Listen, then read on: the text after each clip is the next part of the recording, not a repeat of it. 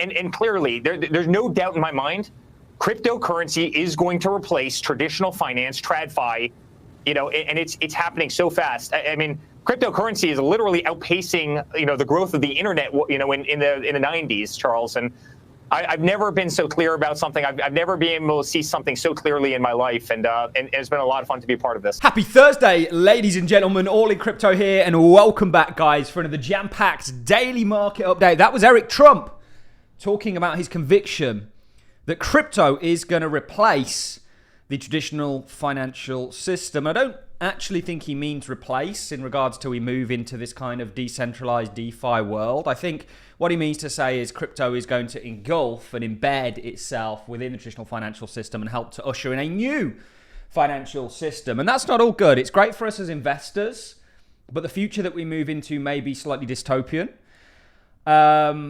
But for a lot of people out there, the masses, the people that don't own assets, they've got a real tough time ahead of them as there's a new monetary order that is going to take place. Fiat currencies are going to continue to get debased. And actually, I was looking with my Patreons yesterday, and we'll play the full clip of Eric Balanchunas talking about the dollar a little bit more. Not Eric Balanchunas, sorry, Eric Trump. Eric Balanchunas, great guy to follow on crypto ETFs.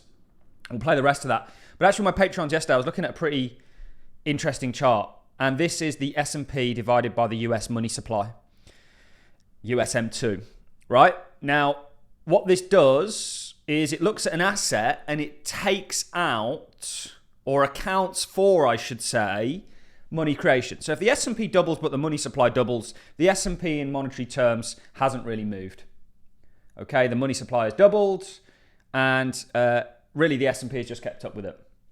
And this has been the case. The S&P hasn't gone on and put a new high since the dot-com crash. Well, ladies and gentlemen, we're hurtling towards that, which means not only is the S&P, and the S&P is a barometer for assets more broadly, the NASDAQ versus the USM2 has already broken out and has a cup and handle present. The reason I'm showing this and what this means is that assets are going to really run very hard against currencies which the context of must be devaluation of them, proliferation of them, which is great for people like myself and I'm not the top 1% of individuals in the world in terms of wealth yet. We will get there, hopefully. And there's quite a bit of room there. Anyway, the reason that I show this is great for people that own assets, but this is terrible for people that don't. And with this new system, what you're looking at is a fundamental change to the monetary system, just like we had with the Nixon shock. And if you look at what the Nixon shock induced for the likes of assets, it did very well, or assets did very well under the context of money changing and its underlying value being gold back then switching. So I wanted to start on that because this channel, I believe that through investing, you can not just change your lives, but your family's lives, because we live in a monetary world and money can equal freedom, or does equal freedom in many cases. It gives you choices. It gives you the ability to choose whether you go to work tomorrow or not, for example, which people would like that choice. And money can help you do that. I think for investing, you can gain that because what you're doing is you're arbitraging the system, not working against it through essentially understanding that money is devaluing and you're essentially buying assets that work with that, not against it. And there's about to be a great breakout. It sort of ties also in with our very bullish slant, optimistic stance on the markets. Do become a Patreon, watch that in full. Let's listen to what Eric Trump has to say about the dollar in the second part of that. And talking about this great breakout for the S&P versus the money supply, so accounting for the money supply. This is from Eric Balanchunas. This is where I got them mixed up. What is the Omega candle? Is that like the coiner equivalent of the rapture? It's interesting that he uses that terminology because there is going to be a financial rapture that is going to take place. And people even get taken up with assets or essentially relegated to serfdom. And what we're seeing is a lot of overreaching government control. This is from Samson Mao. I told you the God candle was coming. I'm telling you again that the Omega candle is coming along with 1 million Bitcoin. Now, we want that $1 million Bitcoin as asset holders. Guess what? The majority of individuals get completely decimated in that because their value that they give their labor for gets completely sent into smithereens. And this is where we enter this kind of interesting, perhaps, world. And some of the stuff that I'm saying is perhaps heavy, but you don't have a spirit of fear within you, and being brave isn't not being fearful or scared. It's about acting in the face of that. This also interestingly tying in here, New York launches pilot program giving low-income residents $12,000 in stablecoins on Coinbase. Now, this is interesting. I don't know what the extent of this is going to be. I don't want to mention the word UBI because there's a group of people behind that in terms of a social media group or people on social media that get very passionate about it. Not everything is black and white. There's often grey. But I think when you start to give out money, this is perhaps not. I mean, the question is what then happens to that money in terms of its store of value and the broad ramifications of that, and then what happens to the things that aren't being given out, like what we saw with the lockdowns. We saw assets really inflate. So there's something interesting happening. I just wanted to share that as interesting. Let's finish off with what Eric Trump has to say, because there is a kind of shift, global monetary shift taking place. And then we're going to look at some interesting things coming out of the UK in regards to an MP, Rupert Lowe, has requested strategy papers and risk assessments on links between a CBDC and the Labour's plan for digital IDs. And so far, I think this has been refused. Richard Werner has a comment on this, and then we'll finish off with a little bit of price action. Going on into a kind of deep one in this one. But let's finish off with what Eric Trump had to say on that Fox Business Live. All pointed to the dollar, right? You talk about the financial system. That part of it, of course, the weaponization of the banking system against its own citizens is one thing. When we took Russia off the SWIFT network, that changed a whole lot of things. There's been an abuse of the system, but a lot of focus is on the dollar. Obviously, it's in trouble. I guess the distinction is that all governments seem to have abused themselves, their debts, financial shenanigans. But it feels like that also is a crucial part of why crypto is coming to the rescue. Yeah, definitely. In terms of stable coins, 100%. I mean, in terms of Bitcoin is digital gold, just as better, right? I mean, There's limited supply. Charles, if gold ever goes to $10,000 an ounce, you and I will bust down the walls of the building you're in right now. We'll find gold in that concrete, right? You can always find more supply if the price goes up. And with Bitcoin, there will never be 21 million and one Bitcoin. There will be 21 million. So it's finite. Every family in the world wants it. Every Fortune 500 company is starting to custody it.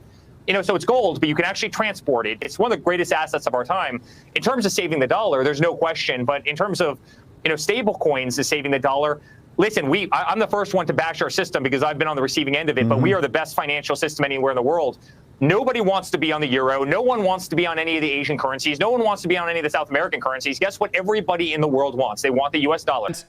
There's a change coming, really highlighting the questions there. It's also interesting that gold is going to be tokenized, and I wonder what that means for gold. I know there's a big pushback because part of the thesis of gold is to custody it physically yourself. It's yours, you can custody it yourself, you can hold on to it. You've also got to defend it yourself.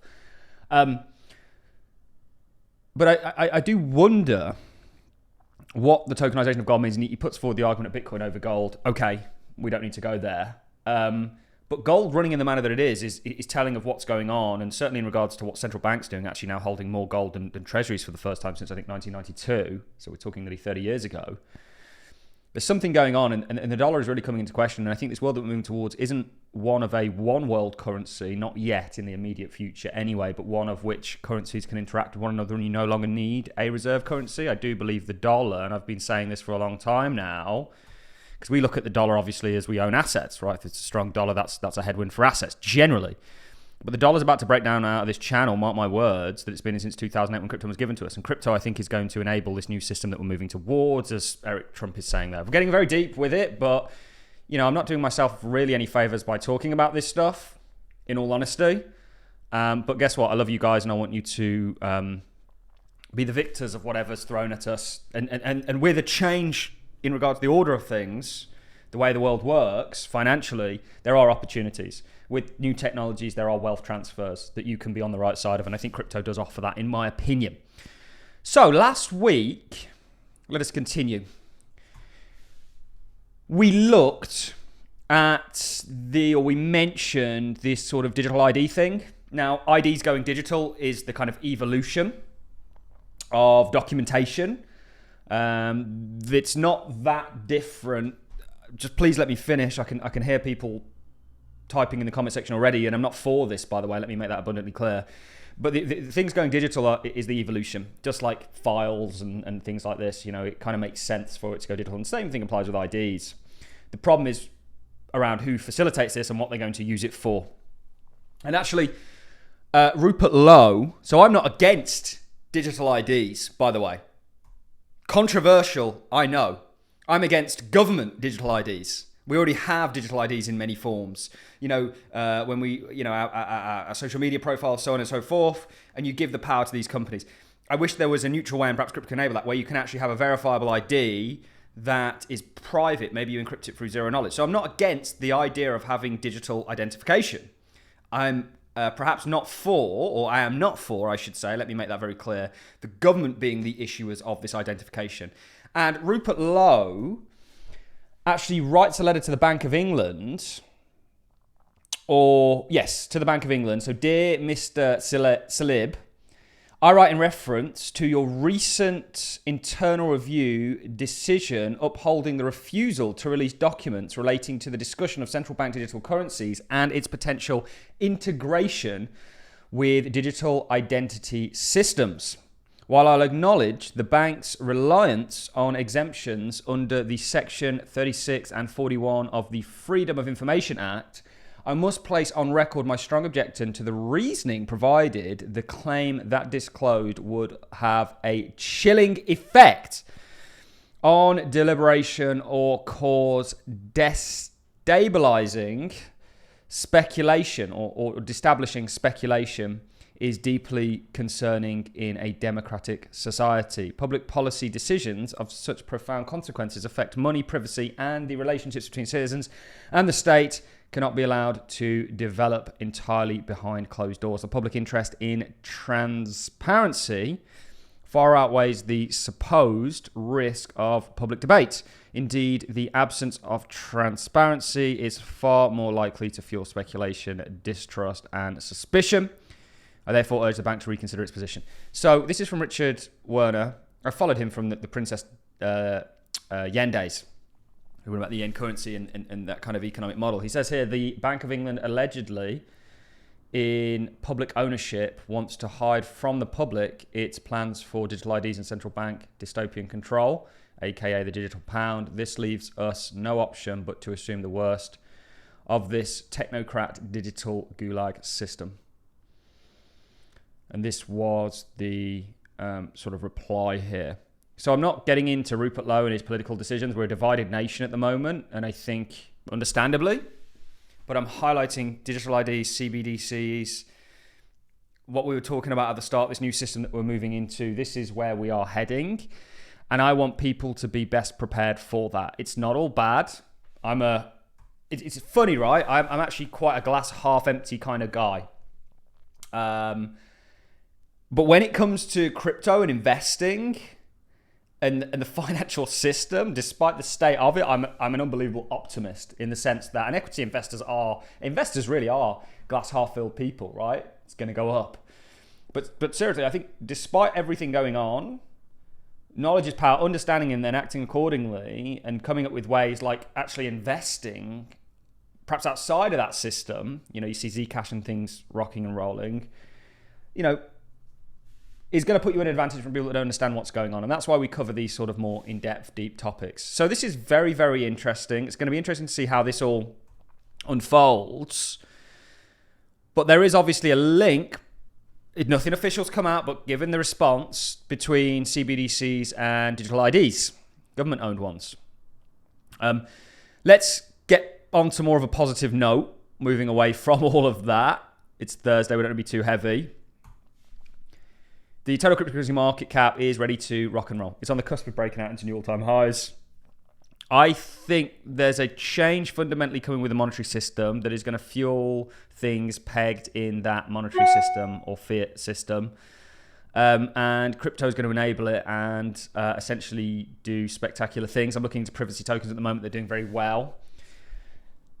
and assets are going to do well. And that chart that I showed you, the SPY accounting for the sort of money supply or money creation is telling in regards to an asset run that may be upon us. And we certainly think that based on what we're looking at for the S&P 500 and the fact that we agree with Mike Wilson from Morgan Stanley and believe that you've had your bear market, you've got a bull market, and typically go on for a period of a year, minimum plus, ahead of us. And crypto isn't going to not benefit from that. And the reason why all this could be happening is due to things that we've just all spoke about. So we want you to prepare for changes that are taking place in the world. And again, it's not all bad. There's opportunity with this. We want you to try and seize that, and we'll help you spot it where we can. But understand that something fundamental is happening, and whether you're into crypto or not, or assets or not, right? This is going to affect you because it's going to affect our monetary system. And if you use money, this affects you directly. Subscribe to this channel, guys. We'll keep you up to date on all of this as best as we possibly can, whilst keeping you up to date on the latest and greatest happening in the crypto space and the broader markets. A lot going on. That's it from me, guys. That's enough for this daily market update. I'll see you in tomorrow's.